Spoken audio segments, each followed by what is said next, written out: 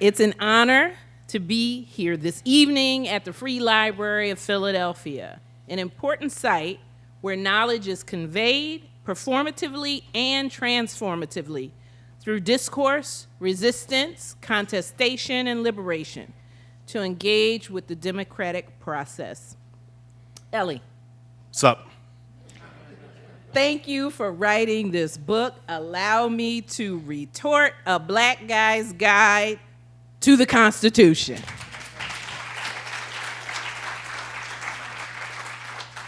I'd like you to introduce the theme of the book and what you hope the book will accomplish. Yeah, well, let's start here because it comes up quite a lot. It's called A Black Guy's Guide to the Constitution, not a guide to the Constitution for black guys, right? And so that's an important distinction, right? Because the goal of the book is to show what the law looks like, what our constitutional law looks like, certainly, but what our general kind of governmental structure looks like from the perspective of a person that structure was designed to ignore and, in fact, enslave.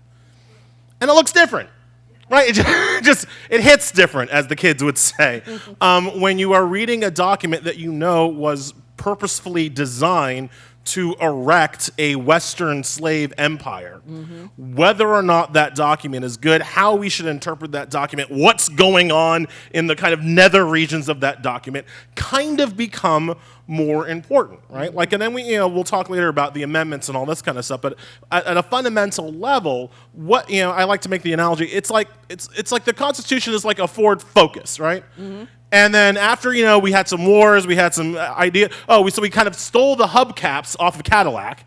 And this is like, it's a Cadillac now. No, it ain't. Mm-hmm. It's still a Ford. I can still tell by the engine that it's a Ford Focus. Now, it could get us to where we're going, potentially. Like, it's not necessarily, I'm not saying that it's a car that has no utility. Mm-hmm. But let's be honest about what this thing is, right?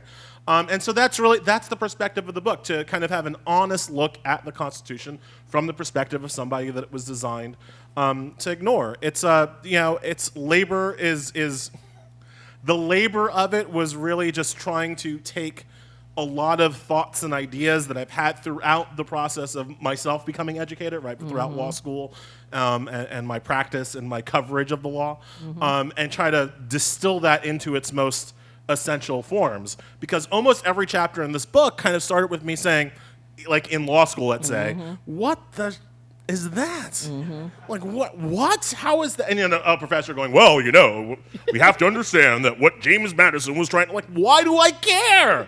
And kind of distilling those kind of conversations and rejections into kind of book form. Well, I love the idea that this is a constitutional law case book. Number one. Don't say that. People won't buy it when you say that. It is an exciting political takedown. It really is. It really is. But you do it with such conciseness and brevity.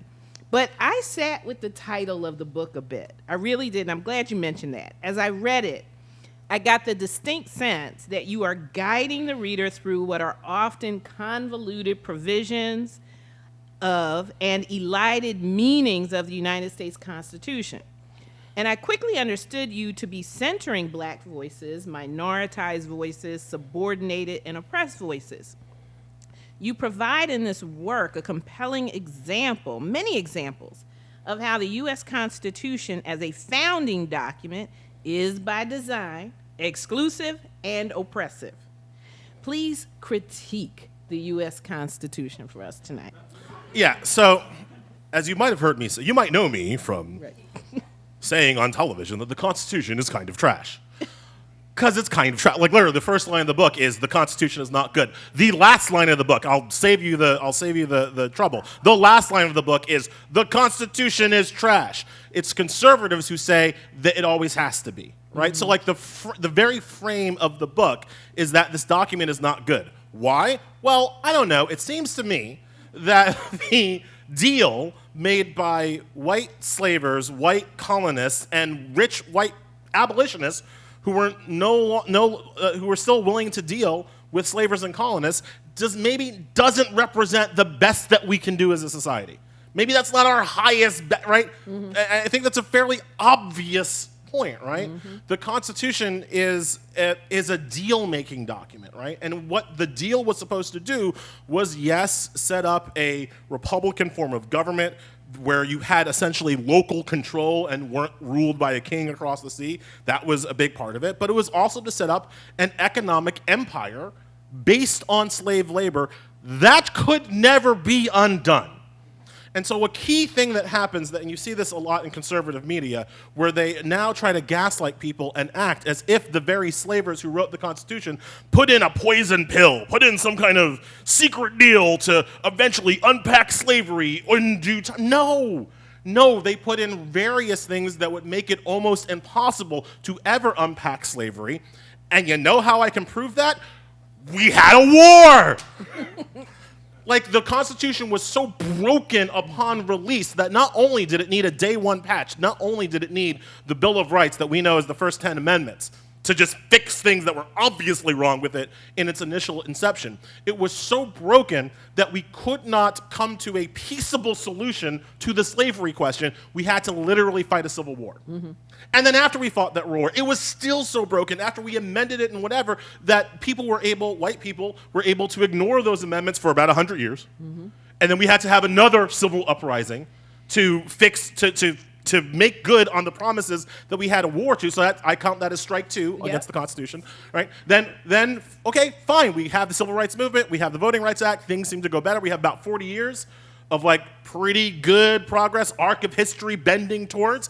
You know, in 40 years, you go from like an oppressed people to the first black president. That's a pretty good, we did some pretty good things, right? And how do white people react to that? They got so mad at that, they kicked the black president out, replaced him with a bigoted orange con man, and when that con man lost, he launched a coup.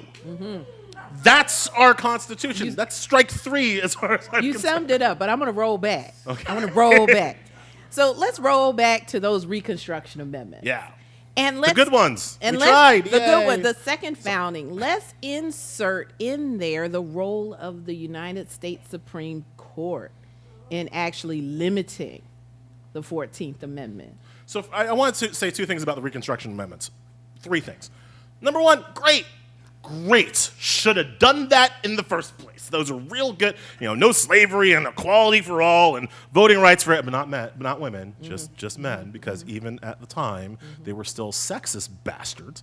And that's the point, right? Because even after a war that you fight over equality, the people who get to write the amendments granting freedom to the formerly enslaved race are still white guys.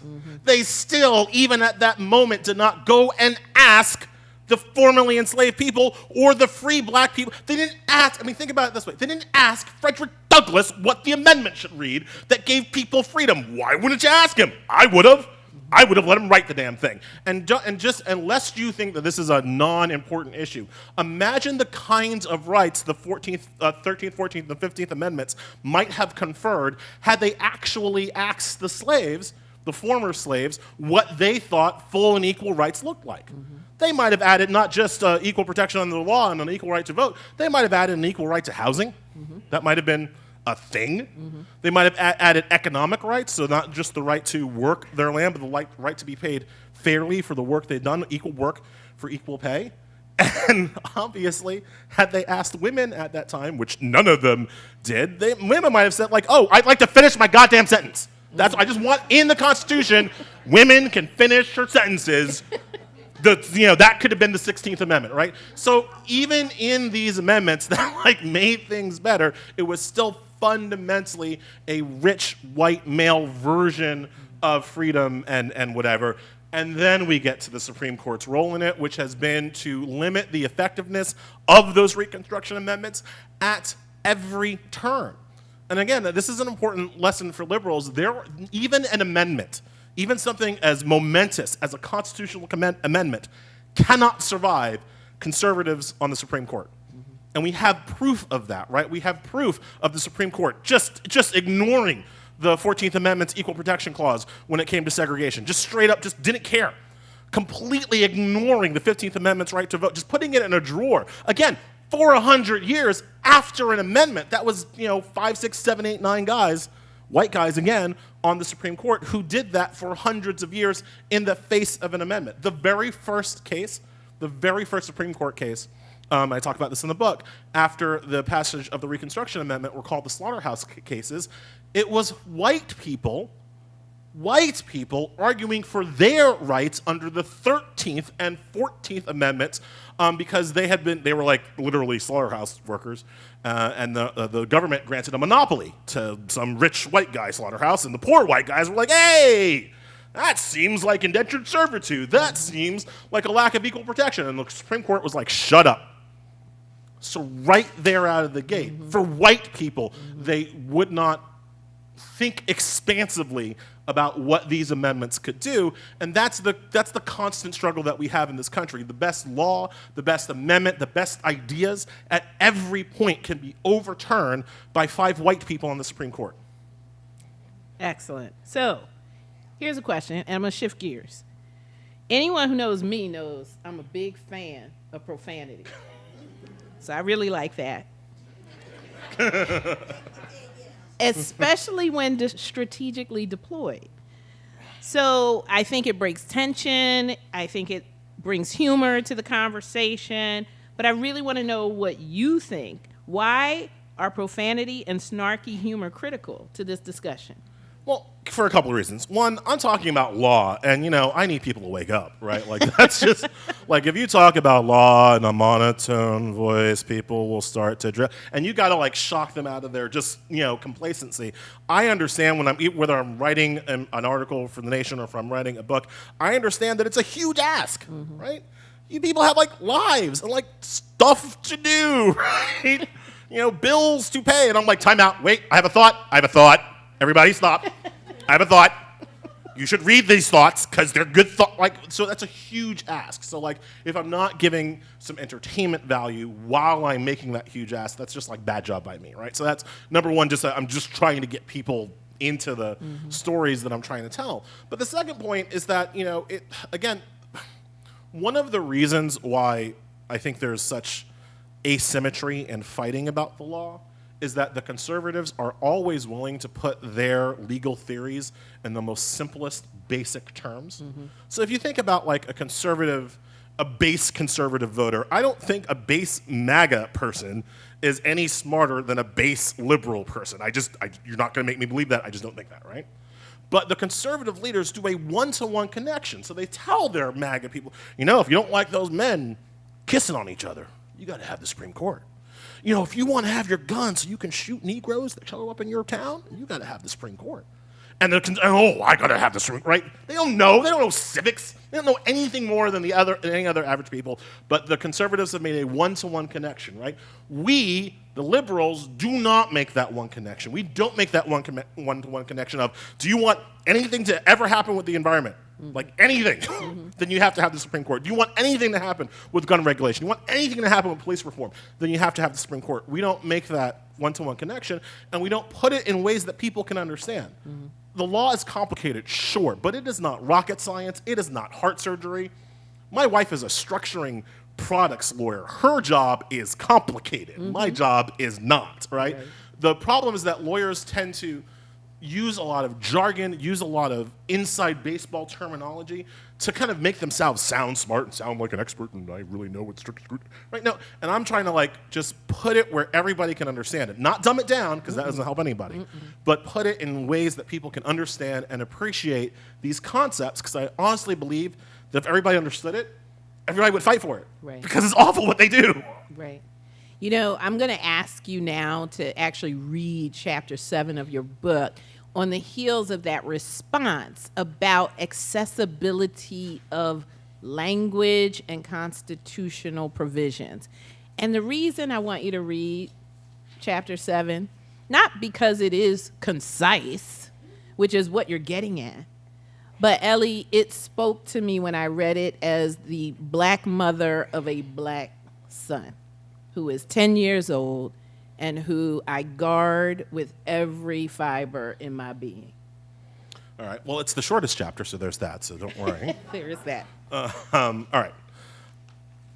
Stopping police brutality. There's a scene from the first Austin Powers movie. Mike Myers' Dr. Evil character is executing his elaborate plot to kill Austin Powers.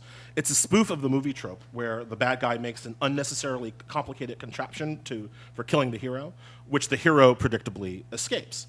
Dr. Evil's son, Scott, played hilariously by Seth Green, questions the plan. He could get away.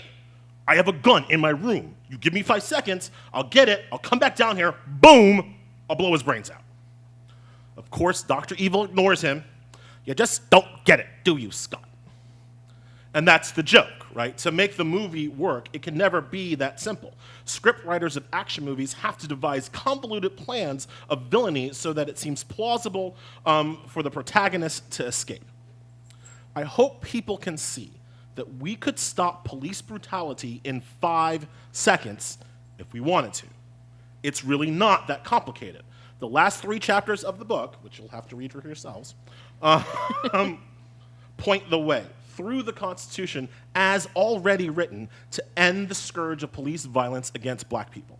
The Fourth Amendment does all the work. Here's the text. The right of the people to be secure in their persons, houses, papers, and effects against unreasonable searches and seizures shall not be violated, and no warrants shall issue but upon probable cause, supported by oath or affirmation, and particularly describing the place to be searched and the persons or things to be seized. Boom! Make stopping people because they're black an unreasonable search. Make shooting people because they're black an unreasonable seizure. Make shall not be violated include actually prosecuting cops and holding them personally accountable when they violate these principles. The way to fix the police was written in our Constitution before there were even police in need of fixing. People, you have to remember, the police are a relatively recent invention in American history. The unnecessary destruction of black lives would stop, not all at once, but over time, as cops learn to play by the rules that have always been there. They'd adjust their behavior. At the margins, sure, there'd still be some close cases, situations where the suspect really did have a weapon and really was threatening the police or others. There would still be times when reasonable, unbiased people disagreed about whether the police tried to de-escalate the situation, and those close cases those tough cases would still be resolved in favor of the police officer. But applying the Fourth Amendment, as I suggest, would make the police officers think twice before killing black children. It would make officers hesitate before brutalizing unarmed black teens who pose no credible threat to the officer. It would make the police liable for shooting black people in the back. Cops who continue to be racist would risk jail or poverty, and that risk, that threat of accountability is what is needed.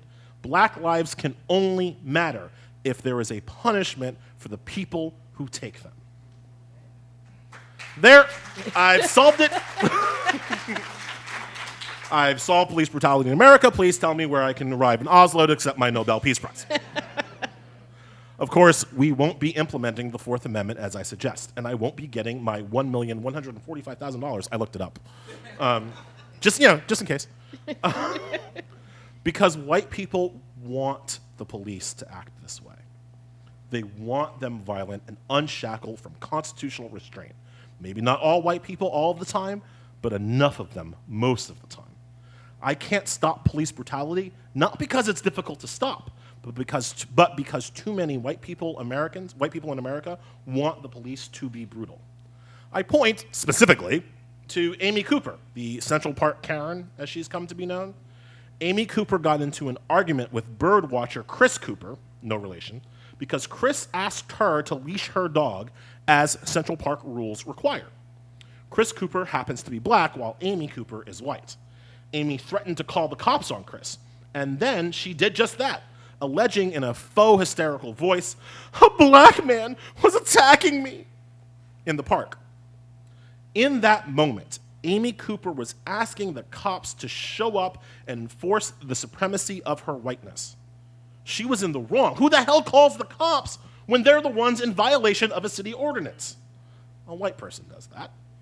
A white person who knows that the cops are there to protect her privilege, not enforce the law and keep the peace. Most white people I know like to think of themselves as better than Amy Cooper. Most of them tell me they were disgusted by her actions and would never call the cops like she did, or any number of so-called Karens have been shown to do in this era of the camera phone. But most of them are lying. Most of them are reacting negatively to Amy Cooper's application of her privilege and not the underlying concept on which it rests. Most white people want there to be somebody to call when they feel threatened by blackness. Sure, many will use that power more judiciously than Amy Cooper, but they want the power nonetheless. And frankly, many of those who don't want the police to be at their beck and call to deal with perceived threats from black people are the ones who are concealing firearms to handle any threats themselves in the name of self-defense. As I've explained in a previous chapter, even the way that we apply the legal concept of self-defense in this country is inextricably linked with white violence done unto black people. So while police brutality and violence only gets talked about as a black issue, make no mistake, it's a problem entirely created by and for the benefit of white people. I don't hold personal enmity towards the cops, towards the police, any more than I hold a personal grudge against a pack of dogs sent to recapture me after I escaped from bondage. My issue is with their owner. My issue is with white people who refuse to keep their goddamn cops on a leash. There are no good or bad cops. There are just shitty white people. Man, that was harsh. Yeah, and you know, riff off of that a little bit, because we often think that systemic problems are individual racial problems, but these systemic problems are the ones that keep black bodies in danger. So there are two things that I want to expound on here, right? One is this concept of some white people, but not all white people. And a lot of white people get pissed off when I say that. And the reason why I say most white people is because I can see how they vote. The Democratic candidate for president has lost the white popular vote in every presidential election since the passage of the Civil Rights Act. Folks, that's not a phase, right? That's not randomness because, oh, I didn't like that candidate, but I didn't. You know, Barack Obama lost the white vote, all right? Hillary Clinton lost the white vote. Whoever ran against Nixon that I'm forgetting right now. Humphrey lost the white, because there were like 18 people who were trying. Humphrey lost the white vote. Like everyone since the patches of the Civil Rights Act has lost the white vote. Why? And that's what. So when I say a majority of white people, I'm talking about those majority of white voters that show up again and again and again and again. Yes, we have a minority of white people with us. Great, welcome to the party, right? Being a minority of my whole life, I welcome you. I think that's awesome. But you have to understand where the real pushback is coming from, right? So the other thing that's so that's, you know, one kind of big thing that I always get pushback on, and I am happy to have a chance to explain that a little bit more. The other kind of big thing that I get that we have to talk about when we talk about cops is that, like, that's what I'm looking for. I think we were talking about the abolish versus... Yeah, like I would not consider myself a police abolitionist, right? Which is weird, I think, for people who tend to paint me as a particular radically disposed person. I'm not a police abolitionist, not because I think cops are good or because cops have been used appropriately or whatever, but because we haven't tried holding them accountable. It's just never been done before. Now, the abolitionist will say to me, it's never been done because it can't be done. And I say that's an interesting point. If it had been tried, but it hasn't been tried, so let's at least try once. Let's at least try. We have never lived a day in this country where cops were prosecuted by an independent third party as opposed to the DA that they are buddies with to stop other crime. We've just never tried it, right? We never tried taking away qualified immunity from cops, right? Right. That just opens them up to private lawsuits. But like I say in the book, like, you threaten a white person being poor. Maybe we hesitate a little bit more. Maybe the decision to gun down an unarmed youth hits a little bit differently if they know that if they screw up, they could be sued in their private property, right? And then the third thing is my idea about having an objective use of force. Like, right now, all a cop has to say is, I think he had a gun. Doesn't actually have to have a gun. It could be a cell phone. It could be a hair pick. It could be, right? So I just say, let's make the standard objective. If you shoot somebody because you think they have a gun, they better have a gun. And if they don't have a gun, you go to jail. Not, oh, I thought it could have been. No, we hold you to a higher standard. If you're going to shoot somebody to death because you think they have a gun, you best be sure. Because if you're not, you go to jail, because that's what would happen to anybody else, right? I can't come home and see a person, like rummaging through my trash and shoot them in the back of the head, being like, oh, I thought it was a gun, when it was actually like a lightsaber. Like, I can't do that. So why wouldn't you hold the police to the same high standard? We haven't tried that. And so that's why I'm not a police abolitionist, because I think that we haven't actually tried holding these people accountable. That's why I'm using the leash analogy in the book. We haven't tried putting these people on a leash. And I use the dog analogy a lot because I love dogs, right? There are no bad dogs. Like, all dogs, right? There are just bad owners. Yeah, and it's reform versus abolition. Right. I could be wrong. I mean, the abolitionists make a good point. I could be wrong, but I think that it's worth it to try. But then the last thing I'll say about this is that when people then say, like, oh, but the abolition, it's a bad slogan. We don't like the slogan. Defund the police is bad. Like, okay, well then give me your slogan, right? Because what we can't do is pretend like there's no problem, right? And that's where I think having the sons comes in. Like I've got a 9-year-old who's like super sweet. He's like he's a pleaser, which is a problem. He's a bit of a manipulator because it's a problem. But he's a sweet kid. He likes to dance poorly and make bad jokes and all this kind of sweet little kid stuff. And when do I take it away from him? Right. When do I reach into his life and tell him, no, you can't run up and hug that person. No, you can't run it. Are you kidding me? Run in a store and fall into some white person and see what happens to you? No, no. It got taken away from me when I was 13. We were playing, I grew up in a black neighborhood, as my parents kind of did better. We moved to a white neighborhood, as one does, I suppose. And so I'm at this white friend's house, and we're playing ball, and you hit the ball over the fence, and it's into the mean guy's yard. It's like one of those guys out of Field of Dreams, where this super mean neighbor guy with a big dog. And so nobody wants to go get the ball. So we have one ball. We draw straws or sticks to get the ball. I drew the small stick, hop the fence, go get the ball, run away from the dog. Everything's fine. Finish the game. Parents pick me up. How's your day? Both my mom and my dad are in the car. I'm explaining to them. And then I hop this person's fence and Dad hits the brake. My mom goes, oh Lord, he gonna get shot.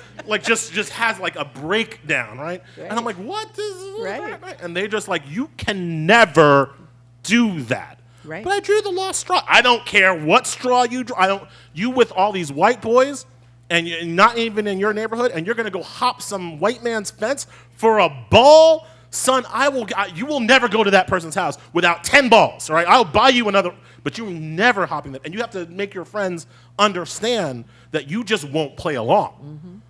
And it was really at first, I thought my dad was, okay, father, maybe somebody needs a scotch tonight.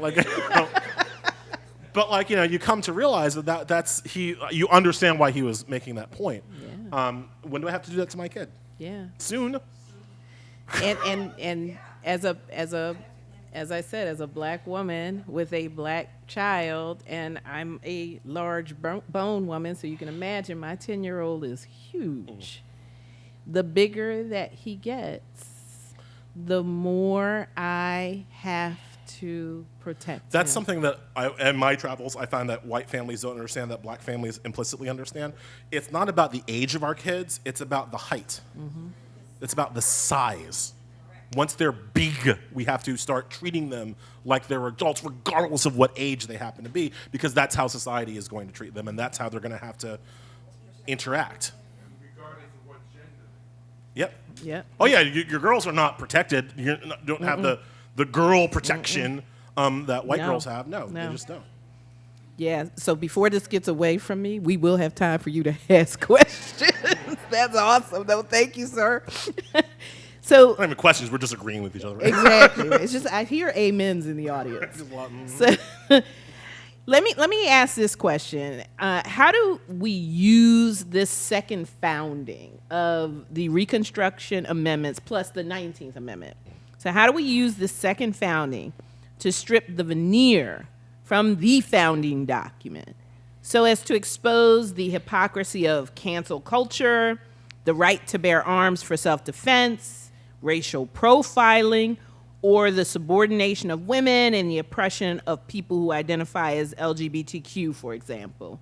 Yeah, so having said that, I'm not overly impressed with the second founding because there are other ways to go. For instance, the South African example, when Nelson Mandela, he gets out of prison and Matt Damon wins a rugby match and now he's president and everything is great. What do? They take their apartheid Afrikaans constitution and just put on some amendments? No, they threw that in the trash. They threw it in the trash and they started over with a whole new constitutional convention made from all the people, including women. And right now, the South African Constitution, just on the world stage, one of the best written constitution there is out there in terms of the protection of individual rights and such things. It's a great document. Better than ours. Oh, well. Fine. We got what we got, and I don't want a new constitutional convention because it'll just lock in a lot of the same racism that we have today because of the unequal, because we still are focused on land as opposed to people. So I would have a constitutional convention if there would be 58 delegates from California and 1 from Wyoming. But it wouldn't work like that, so can't be for a constitutional convention. So instead what I do is I say, you know what? It's fine. I only need 2 things to write to have a good constitution. The 14th Amendment and parts of the First Amendment. But the rest, I can do everything else that I need to do with the 14th Amendment and the First. Because the 14th Amendment says right there that you have equal protection of laws and due process, and we interpret that to be substantive due process. That means real fairness as opposed to mere procedural fairness. Substantive fairness and equal protection. That's all I need, and then, probably shouldn't beat people because they talk. All right, fine. Right, and that's it. And I can write because it does everything else. So I call people say what's the opposite of originalism? I call myself a 14th Amendment ologist guy, right? Just because everything that I do would be strained through. Does this law meet equal protection? Is this law substantively fair? You answer me those 2 questions, and you can have your law. If those fail either of those questions for any reason, then that law is no good. Is it equal protection? Is it substantively fair? Those are the only questions that matter for any new law on the books. And if you meet those 2, then you can get into. Then you can have it. Then it's a political debate. But before that, it's not a political debate. It's an issue of fundamental justice and fairness. And that's not a political question. It's a question of who we are as a society. And as a society, I'm always trying to get us to a point where we are substantively fair and have equality for all. It's not actually that hard of a standard, right? It's not actually that. It's like one of the things that I always kind of understand with the gay rights, with the people who are against the gay rights movement. It's like, you don't have to get gay married. You understand that, right? You could just marry a woman if you don't want to marry a man. You could just do that and leave these people alone. What's the problem, right? The idea that we kind of can't understand the mere concept of kind of live and let live, of letting other people do what seems best to them in the privacy of their own minds and the privacy of their own bedrooms. It's just constantly shocking to me, right? I talk about in the book, the baker who with the cake, and he doesn't want to do the cake, and nobody's asking you to jump out of the cake, bro. Right? Nobody said, I love cake. Nobody says, just you went into business to make cakes. Take money. Take money that these people are giving you for your business. How is that a crime? You don't even write anything on a wedding cake. Right? Just... or you could say, I will not write something on my cake. Okay, fine. Right. Just give me the cake. I'll put my own groom on it, and you can take your money right. and go home. But no, we have to have a literal federal case over this bigoted baker. Okay, so sorry. Okay, take it down. Take it down. So I want to give you what I think is a really good word for who you are. So we know Frederick Douglass was a woman's rights man. Was he? I like to think of him just as a reader, right? That's what he said. That's what they said. But I think you're a Reconstruction man. So I think that actually gives some heft to your 14th Amendment. Well, the Reconstruction was great. We saw one of we had black participation in government. We were arcing towards goodness during Reconstruction, and then Rutherford B. Hayes had a contested election. It was when the Electoral College tie, so it went to Congress to secure his election. He was a Republican. He needed votes from Southern Democrats. They gave him the votes in exchange for him taking the troops out of the South. And Rutherford did. That ended Reconstruction, and the South basically went back to its Confederate ways. And which is where we find them today in so many, in so many ways. Like the difference between Missouri today and Missouri in the Missouri in 1880 and Missouri in 1850 are not all that different. Not that different. Not all that different. So, what we see in this country is that white Southerners have not been willing to accept freedom and equality unless their white Northern cousins are shoving it down their throat with guns. Like that just, you had to do it in the Civil War. You had to do it in Reconstruction. For Ruby Bridges to go to school, she needed an armed goddamn guard. Right? Like if you don't have force, they won't accept it. And it's something that's kind of a constant problem with our constitutional structure. I always say that, Republicans and conservatives, they take constitutional losses as mere setbacks, right? As a mere temporary, we lost that battle, but we're going to win the war. And they never stop coming, even when they lose. They never stop trying. Right. So I'm going to ask one last question, even though I have so many, because I want to give the audience members an opportunity to speak with you. I have a keen interest in the Reconstruction Amendments plus the 19th Amendment, all in context. Specifically, I've taught a class called Women's Suffrage, the 19th Amendment, and the Duality of a Movement to students and to lawyers. These consumers of the course are always surprised to learn that the 19th Amendment did not facilitate access to voting for black women at the time of its ratification in 1920. Instead, black women were made to wait 45 more years to have the fundamental badge of citizenship recognized by the Voting Rights Act of '65. Here's the question. Why is this important context to know for current discussions about voter suppression, the John Lewis Voting Rights Act, and the SCOTUS nomination of Judge Ketanji Brown Jackson? So, the Voting Rights Act is my pick for the most important piece of legislation in American history, bar none. I don't think it's close, because as I said, the conservatives ignored the 15th Amendment for 100 years. They ignored the 19th Amendment as it applied to women of color for 50 years. Without a law, without a statute that makes the amendments enforceable, a constitutional amendment is just like a suggestion. Right? So after the Civil War, it was a suggestion that we let people vote regardless of race, in the same way that after Prohibition, it was a suggestion that we stop people from drinking. It was the Volstead Act that made Prohibition a thing. Similarly, it was the Voting Rights Act that made the 15th Amendment a thing, and it was wildly successful. Not only is it the most important piece of legislation in American history, I could also make an argument that is the most successful piece of legislation in American history. And again, I point simply to the election of a black president 40 years after it was passed, which is an amazing trajectory, just an amazing trajectory, right? So what did white conservatives do? They took away the 15th Amendment by cutting away the Voting Rights Act before that black president was even done with his term. 2013, John Roberts in Shelby County v. Holder eviscerates Section 5 of the Voting Rights Act. Now, Section 5 is the section that made basically you had to ask for federal permission before you changed your voting rights laws. That was so universally accepted that not only had it been re-ratified in 2006 by George W. Bush, noted not carer of black people, but it was also, you figure, Ronald Reagan, who started his campaign in Philadelphia, Mississippi, which is Mississippi burning territory for those in the know, and had said the Voting Rights Act humiliates the South, which I'm cool with, but arguably he meant that as a bad thing. He had to expand the Voting Rights Act. But John Roberts, an unelected, unaccountable person, was able to take it away in 2013, and it's just been rolling since then. In 2021, we have Brnovich v. Arizona. They eviscerate, Roberts and Alito this time, eviscerate Section 2 of the Voting Rights Act.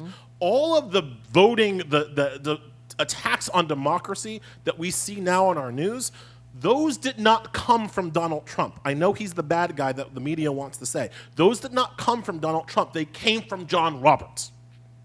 It is John Roberts who is the actual enemy. He's the guy behind the curtain who has pulled the strings to eviscerate our voting protections so that an orange buffoon like Donald Trump can then, and his Gestapo jackboot people, can, I don't want to call them, I just want to call them, I don't want to give them that level, right? Just jackboot idiot people. Right.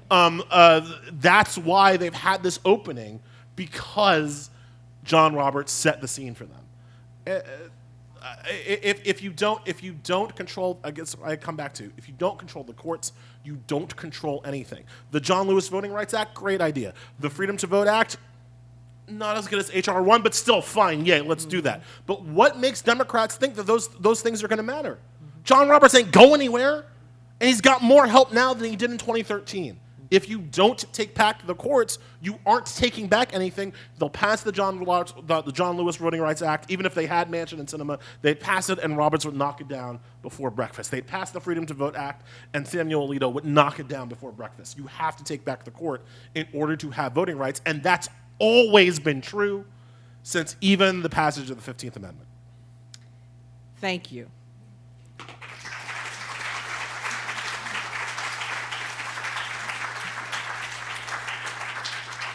So, Andy, how did we do on time? Excellent. So please raise your hands. We have a question right here in the front, and then we have another question sort of mid-grade. What got you to go to Debevoise Plimpton? So the question was, what got you to go to Debevoise Plimpton? So, for those in the know, so Debevoise is was a white shoe Manhattan law firm, which was where I worked right out of law school. What got me to go there? Money. Right? Like I was, you gotta understand, like also, so I was not the first person in my family to go to college, not the first person in my family to go to graduate school. I was very lucky in that sense. But Debevoise, so yeah, I bring that up to say that when Debevoise offered me my first year salary, that was more money than either of my college-educated parents had ever made in a year, more as a 25-year-old. And, there were, sacrifices had to be made so that I could go to Harvard College and Harvard Law School. Vacations were not taken and people didn't buy dresses and lots of things went in, like for so many, lots of things went into making me have that education. And I felt like I owed it to people to try to like making money. Mm-hmm. I didn't, but I thought I owed it to, so my last Debevoise thing is, so the way I quit. And Debevoise is a great firm if you like that sort of thing. If you're into corporate law, it's a good place. But I quit because I'm doing a case, and I'm junior person on the case, and it's an oil company who I can't name, and Nigeria, and the oil company is doing horrible things in Nigeria, and I'm on the side of the oil company, and I was just like, man, the ancestors did not sacrifice, so I could be sitting here telling the Nigerian government how to just to take it, just to suck it, right? That's not, like, whatever I'm supposed to be doing, it wasn't this. This was not the dream. I quit 2 weeks later. From that epiphany, I quit about 2 weeks later. Next question. Next, we have a order, so the gentleman midway. 14th Amendment, Section 3. Is there a practical way to use the 14th Amendment, Section 3, to get rid of the politicians who supported the January 6th insurrection?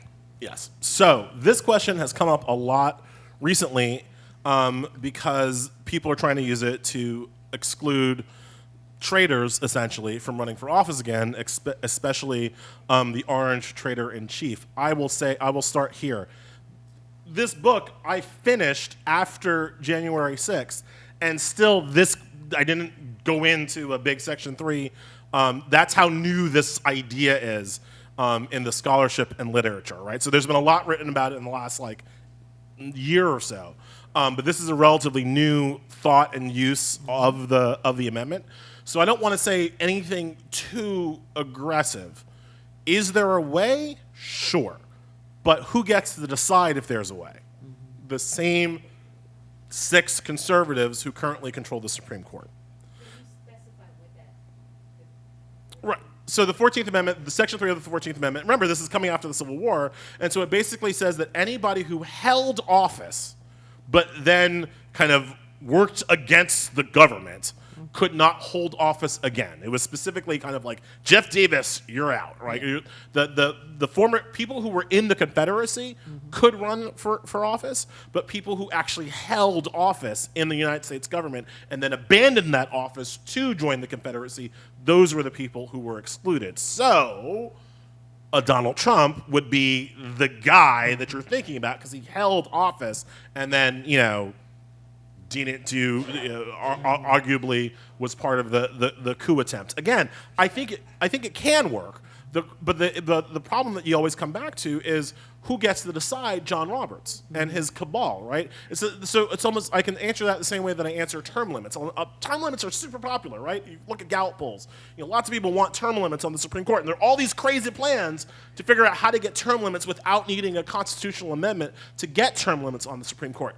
And I love them all, but John Roberts gets to make the call. And I can't go to John Roberts' court and be like, I think all of you people should be much less powerful, and expect to win.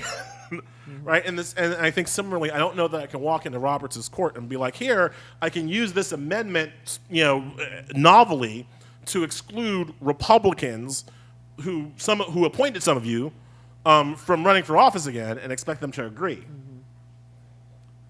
Okay. Which is sad. Thank you. Your opinion of Mitch McConnell and his influence on the Supreme Court, and how we are where we are today in regards to the Supreme Court, primarily because Mitch McConnell in the Senate, and now he's going to be, it's a great possibility that in the next coming couple years, he's going to be the dominant speaker and control. He is a very insidious and Okay. Yeah, so Mitch McConnell. individual. He's not somebody to just like. Yeah, no, Yep. he's I'd like you to We talk got the He's- question. We got the question. the most dangerous man in America and has been the most effective dangerous man in America for 10, 15, 20 years. Specifically on the court, what he's done is that he understands that his party is unpopular. And I think that's what people forget sometimes. Like, there are Republicans who think that they're popular. They're not. They're just wrong, right? Like, their agenda and platform is massively unpopular. McConnell's kind of secret strength is that he knows exactly how unpopular and unlikable he and his people are. And so he's used the court because he knows that, because he knows that the court is the institution that is removed from the popular will. You can't vote a Supreme Court justice out. You can't move them out with the changing of the winds. He knows that once you get them on there, they're there for functionally ever, right? And are able to manipulate the laws and have a veto power on the other branches of government. So that's been his insight and his just brazen willingness to play hardball. And the Democrats tend to not be able to match his fire with fire. But I don't just blame Democratic politicians for that. I mean, I blame them somewhat because, there's enough to go around. But, I also blame the Democratic base for that, because the bottom line is that you cannot win a Republican primary for president or Senate without being strong on the courts. Right? We all know that, right? Like, you cannot, go back to 2016, Donald Trump, crazy man, I'm anti-establishment, Mexicans are rapists, I'm going to build a wall, like, crazy person. What about the Supreme Court? Exactly the normal thing, right? Like, all of a sudden, where's my list from the FedSoc, and here you go, and I'm just a regular old person, we good? Okay, I'm back to crazy. Like, that was 2016, right? Fast forward to 2020, Joe Biden is, we got everybody running. We got Bernie Sanders running. We got the Coffee Man running. We got, Mayor Stop and Frisk running. We got everybody running. Joe Biden is the most conservative person on the courts. Pete Buttigieg has a whole plan, 555, we're going to do, right? Bernie Sanders literally says we could have 100 justices. I don't know. I don't care. Right? Warren is interested in it. Biden's like, nope. Maybe a commission. Maybe. Right? Didn't cost him a vote. Did not cost him a vote, certainly didn't cost him the nomination. And that is the asymmetry. Republicans, like I said, they go to the mattresses for this stuff. Democrats don't, and as long as Democrats don't, Democratic politicians won't act like that, right? Why? Not clout, but the person who gets it is White House. Yeah. Like the person, like Sheldon Whitehouse gets it. And look, he wanted to be chair of the Senate Judiciary Committee. Democrats went with the establishment guy, Dick Durbin. Not that Dick Durbin's bad, but like they didn't put White House in that job because White House wanted that job and he knows how to use that job. So like these kinds of things are part of the problem. Hi, thanks for being here, Elie. I'm only halfway through. But my question is really more, one of my favorite essays that you've written is the one where you talked about white people telling you about how you should respond to racism. And it shocked me, I have to say. I mean, I thought I was pretty good. I don't know. When I read that, I thought, well, maybe I'm not. But I know a lot of really, really, really good people, good white people, who think they're doing the right thing. And I think I'm doing the right thing. But I know they're not. And I know we're not. I shouldn't say they. We're not always. Maybe we are. What do you need, you personally, because you can't speak for all black people, I know that. What do black people need from us? What is it that we can do on a daily basis? So this is And the not in a ally legal question, which thank you for the question. I get that question a lot. And I appreciate you saying that you understand that I cannot speak for all black people because I can't, and it's important that you understand that I'm not trying to. Mm-hmm. However, what I generally need from an ally is for them to sound like me in the rooms where I ain't invited, right? Mm-hmm. Which, now, my white friends will attest to this, that's a pretty high bar when you're me, right? Right? Like, because when I am invited into the room, the conversation goes sideways quick, right? And so when I'm asking my white friends and my white allies to sound like me, I'm asking them to sound like me. In the country club and in the parent PTA meeting and in the right, and it's not easy for them, and they'll text me and like I have text on my phone, white friends telling me, oh, this person is saying da-da-da-da. What should I say, Elie? And I will tell them what they should say, and they will say, I can't say that, and I'm like, okay, why? I would, but you're crazy. I'm like, all right, well now next time we go out for drinks, I'm gonna yell at you. Like, right? But so for me, that's a particularly high bar, but that is my bar. Like, because there are, I'm not going to Thanksgiving dinner with these people. I'm not invited into these spaces all the time. I say that, on TV too. I'm not in the executive suite with the people who make decisions on who get shows or not, on the television network. So if you're going to be my ally, you sound like I would sound when you're invited into that meeting, right? And it's a high bar, but it's what that's the bar, and I just point out that as much as it's easy for me to say because I don't have attachments like that, a lot of my black friends are also not as free as I am, right? Like they have to be concerned about their paper, about their job and their money and their positions. And yet, often enough, they will risk it all to tell that white man to go shut his damn mouth, right? Like you can, if you've ever been in a meeting where you've seen like somebody else do this, you'll know what I'm like. You will see a black person like just making that calculation, like, is it all worth it? Because I'm about to lose everything just to yell at this man. And they're trying to like if you could just get out. Maybe I should be the one to leave the meeting so I can keep because like you're thinking, right? I've been again, my wife has a respectable job, and I've been in the Christmas party with her, and I'm like, oh, I need to leave because we have a mortgage and we need to keep it and. Right, so I understand that it's really difficult sometimes, but that's always the goal, right? That's the top ask, and if you get anywhere close to that, then we break bread and call ourselves friends. And I think part of that too, if I may add, it's actually building the muscle, so you don't have to do Elie Mystal out the gate. Right. Because I'm the dean of a law school. I'm not doing Elie Mystal out the gate. But it's building the muscle and saying, today I'm going to say something. And then tomorrow, I'm going to add a couple of more to that. And then by the end of the week, I'll have a full sentence. And I'll be able to back that sentence up with conviction.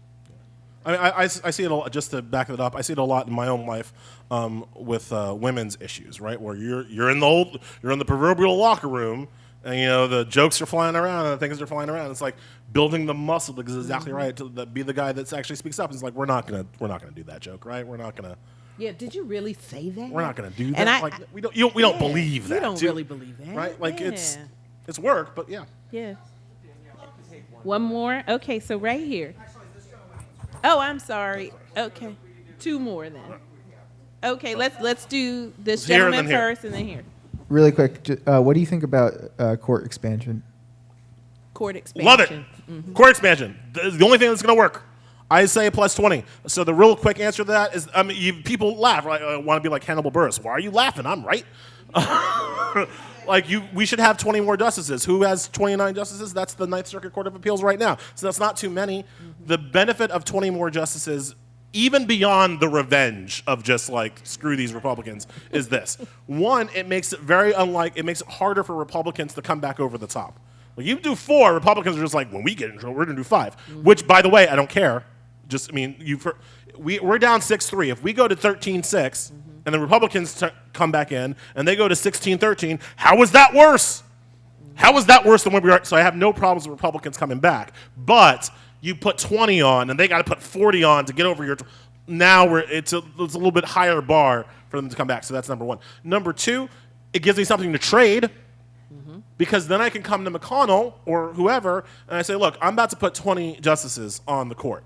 It's gonna be.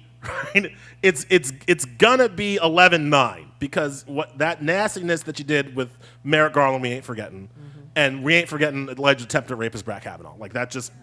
Those were some nasty things that y'all did, and we're not gonna. So it's gonna be 11-9. But you give me some votes, you give me some play, and it can be 11-9. You could have 9 of these 20 people, and we could have a bipartisan joint commission to make sure that of the 11 people that we pick, Elie Mystal is not one of them. Whatever you want to do, right? Or you don't play ball, you don't give me any voice. I'm going to put 20 of my most fire-breathing, crazy people on the court and see what you can do about it over the next 4 or 5 years. So it gives me something to trade. And then the most important thing, people say they want moderate, mainstream, center-mass decisions, right? Well, how do you get that? If you ever tried to figure out where you're going to go to dinner with 5 of your friends, you might you might go to Thunder Down Under. You might go to the club. You might go. If you have to get your dinner together for 15 of your friends, you're going to go to Applebee's. Right.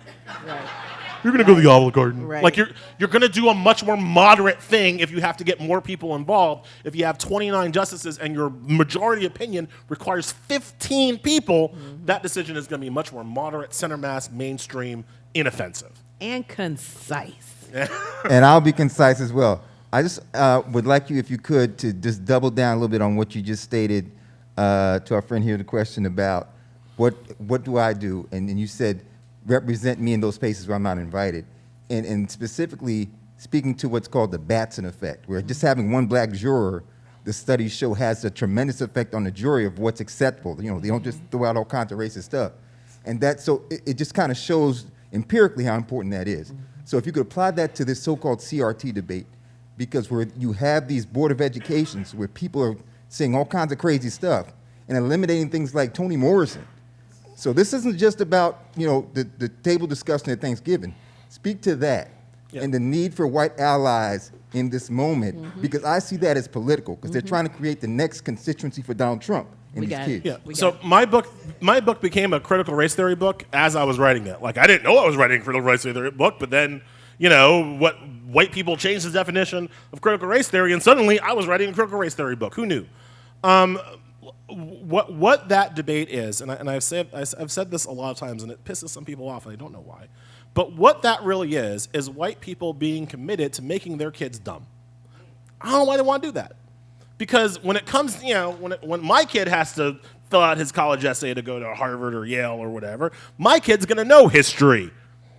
My kid's going to know who Abraham Lincoln is. My kid's going to know who Stokely Carmichael is. My kid's going to write it. It's going to be, dumbass kid, who doesn't know these things and like gets outcompeted by my kid, and then whines about affirmative action. Like, why are you making your kids dumb? And so then when we talk about the allyship in this particular context, what I say to my friends is that all you have to do when you go to the school board meeting is advocate for your kids to be smart. You don't have to advocate for any particular racial whatever. Just advocate for your kids to be smart, because that's all that education should be. Just advocate for the school, tell your kid the truth, and the rest will kind of play itself out. They're like, well, when do we don't want to expose our white children to to how terrible slavery was before. I'm like, I gotta expose mine. Why is it okay for me to have to expose my kids to the truth, but not okay for you to have to expose your kids to the truth? Why is it okay for me to have to tell my kids what your grandmother did, but not you can't tell your kids what your grandmother did? Like, how does that work, right? Again, if you want your kids to compete in a global world, then you should want them to know the truth about how history worked. In the same way that I want my kids to know the truth about American history. I want my kids to know the truth about European history, so we don't get these dumbasses being like, I can't believe there's a war in Europe. Yeah, that's what y'all do. I want my kids to know the truth about Roman history, right? I want my kids to be smart. If you're a white ally, just ask for your kids to be smart. Excellent. So I want to thank our hosts at the Free Library of Philadelphia. I want to thank the audience for being engaged. This is what it is to be in a democracy. The discourse, the resistance, the contestation for the liberation of the mind. Thank you so much for being here. Thank you all so much for coming. I really appreciate it. I really appreciate you getting the book.